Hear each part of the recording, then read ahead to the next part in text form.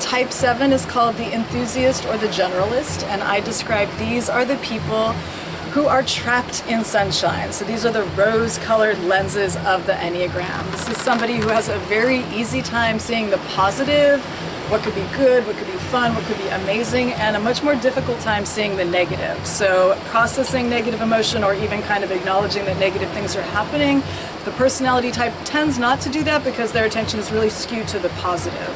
These are people who are fueled by new experiences, so they want to try anything they haven't done before. And this is a very self-referencing personality type that has the sense that happiness is out there.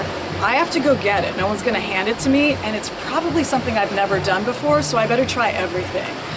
So on the upside, this is someone who's high energy, who's experimental, who's adventurous, who seems to have an almost endless, supply of energy to go out and try lots and lots of things. On the downside, this is someone who can be a little bit scattered. It's hard for 7s to focus because the 7 psychology kind of sees everything as almost equally good. It's all great. It's hard to narrow it down. And the psychology automatically shifts when things start to get negative. So a 7 will start down a path of, okay, this is my new hobby, I'm going to do it, and they'll begin, but at month 2 or 3 it starts to get difficult. There starts to be kind of the part where you have to focus more and work through the hard part.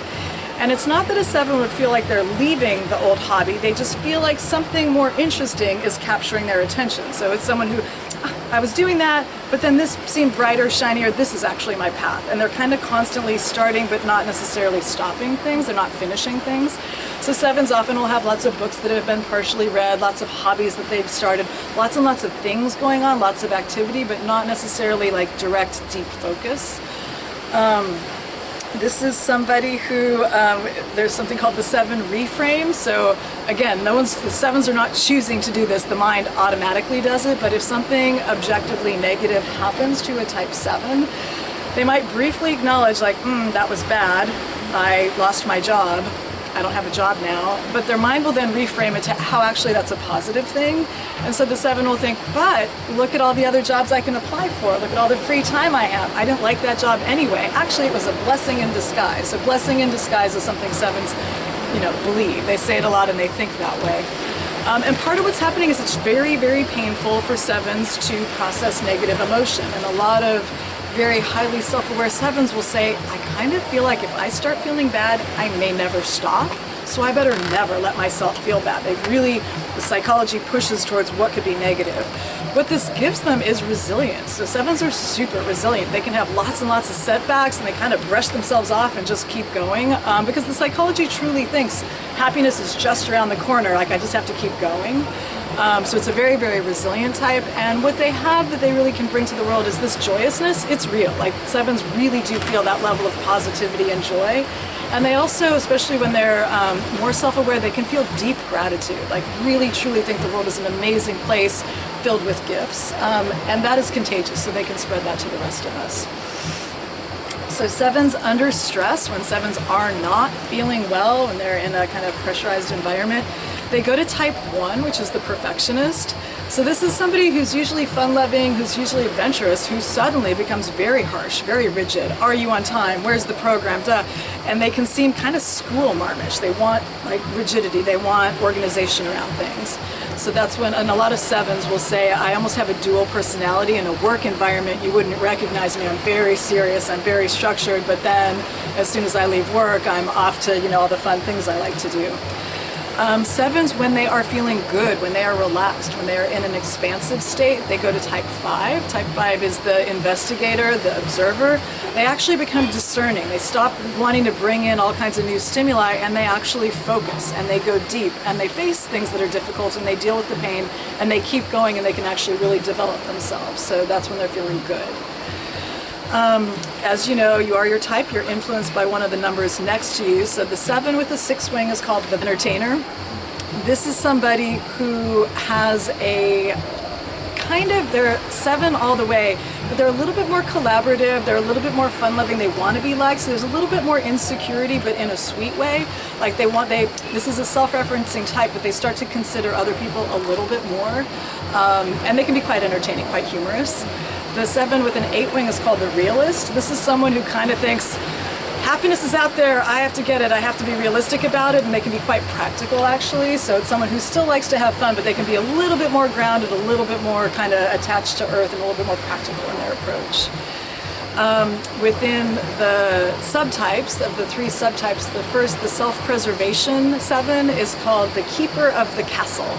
And this is somebody who likes to surround themselves with a tribe of people who kind of support their values. So this is somebody who maybe is in the center of their friend group and will spend the weekend kind of checking in on everyone, having brunch with someone, having lunch with someone else, kind of just going around and checking in with everyone, wanting to make sure they're surrounded by their people.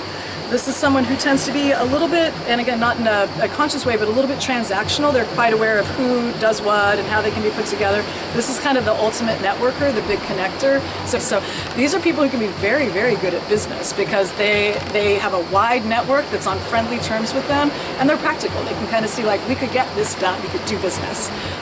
So that's the 7 with the self-preservation 7.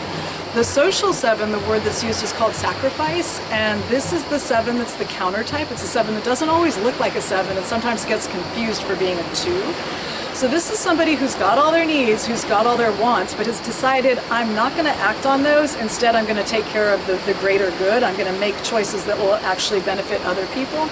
So these are people who know what they want, but they might decide, I would like to do that, but it's better for the group if we do this other thing, so I'm going to do that. This is someone who often acts in service of other people. These are people who are the 7s who are more emotional, so they can cry kind of the way 2s often do. They can openly express emotion more, usually positive emotion, but sometimes both. And there's a funny thing they've noticed in the Enneagram world. These are people who can be strict. So a lot of vegans, actually, if you're a 7 and you're a social 7, there's a high percentage that turn out to be vegan. And it's almost this idea that the sin is gluttony. I know what I want, but I'm not going to let myself have it because instead, like, I'm going to work out happiness by actually not letting myself have it, because that will lead me ultimately to happiness. That's kind of what the psychology does. So this is a 7 who can look like a 2, but if you talk to them side by side, 2s are really very willing to stay engaged in other people and kind of help them through all their things. 7s eventually, like 7s want to feel good, and if they're trying to help someone who's just too, draining, a 7 will eventually say, like, this isn't working, and they'll move on, whereas the 2 would be more engaged and more likely to stay engaged. So that's the social 7. That is fascination or suggestibility. This is the least grounded of the 7s and the person who has the most magical thinking. So these are people who actually truly believe the world is way more awesome than it is. So they just think it is this colorful, magical place just exploding with miracles and joy.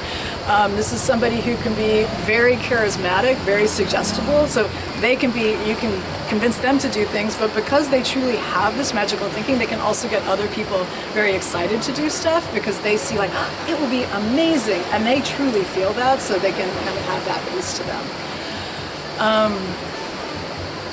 So that's the overview of the 7.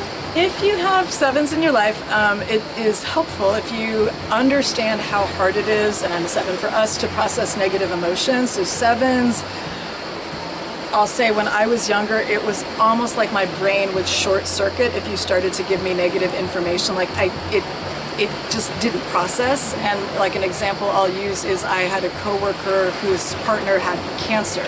And I remember feeling like, wow, I was making great progress on my 7ness, like relaxing the habit. Because when he came to me and said, my partner has cancer, instead of jumping right to, like, it's going to be okay, I was like, wow, I'm really sorry to hear that. My younger self would have been like, it's going to be okay, and really not even allowed the person space to feel anything else, because in my mind, it kind of has to be okay. Like, there's no other choice. And that's just the 7 fear of anything negative kind of getting into their sphere. There's a real kind of way to repel it.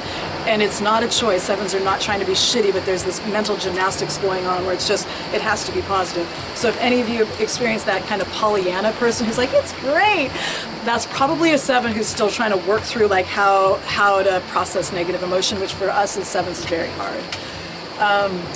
So the other, 2 other things. We are great at brainstorming, we are great at imagining, and part of our enjoyment in life is that. So what's important to understand is we don't actually believe that all of the plans that we are conceiving of and talking about are going to happen. Some of the more literal types get frustrated because the 7's like, and then we're going to have a fleet of stand-up paddleboards, all of us spinning fire at once as we go through a hurricane. And everyone's like, what the fuck?